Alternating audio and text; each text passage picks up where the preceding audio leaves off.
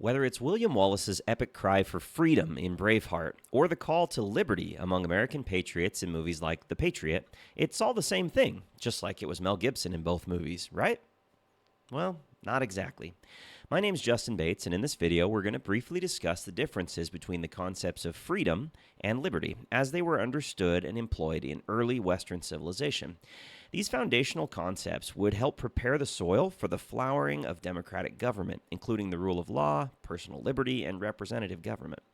If we hope to preserve for subsequent generations both the core characteristics of Western civilization as well as the foundational rights we inherited from our ancestors, we must understand what freedom and liberty are and how they were understood by our predecessors. So, starting with freedom. What is freedom? In his article, What Exactly is the West?, Bradley Berzer argues that, quote, it was uniquely in the West that philosophy, the love of wisdom, and the search for universal principles arose, which facilitated the understanding that all people have inherent value and should be treated with dignity. Freedom, as understood in early Western civilization then, was built on this understanding and encapsulated the idea that individuals should not be subjected to external oppression or constraint regarding their individual beliefs or autonomy. As Samuel Chandler put it in The Old Whig, quote, all men are invested by God and nature with certain inalienable rights and privileges, which they can't, without a crime, sacrifice themselves, and of which they can't, without the highest oppression and cruelty, be deprived by others. In the context of discussing German philosopher Johannes Althusius's constitutionalism, K.J. Malin provided a comparable definition of early freedom, though he used the term, quote, negative freedom, that is, freedom or immunity from intervention or prescription by the state. Freedom, then, is associated with individual autonomy and freedom from outside constraints. So what is liberty, then? While definitions vary, liberty was more closely associated historically with the Aristotelian notion of mankind's capacity for rational self-governance and moral integrity.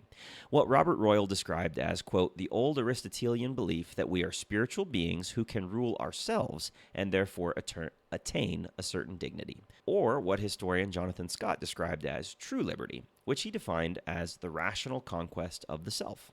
So are they interchangeable? Yes and no. Are they used interchangeably both anciently and in contemporary society? Yes. Should they be? That's debatable. The difficulty is that language changes over time and in different cultural contexts, and because the average person today doesn't understand the historical distinction sometimes made between the two. For example, Liberty University's Dr. Carey Roberts explained that etymologically the term liberty derives from the Mediterranean area and is associated with a set of political ideas, including associated rights and duties within a society, which aligns with what early Western civilization called liberty. But Roberts also pointed out that liberty can also refer to individual rights, which more closely aligns with earlier definitions of freedom.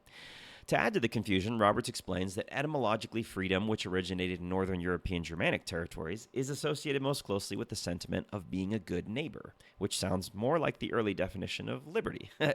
Moreover, early and modern Western thinkers sometimes use the terms interchangeably, or use one to define the other, thus diluting the distinctiveness inherent to each.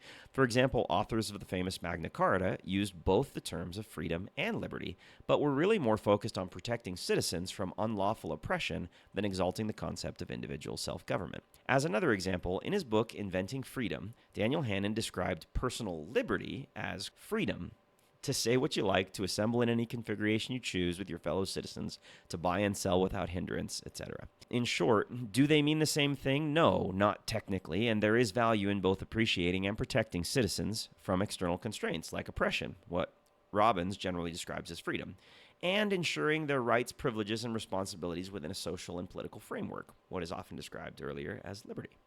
Regardless, whether we're shouting freedom or liberty, let's make sure we preserve both for ourselves and others. Thank you.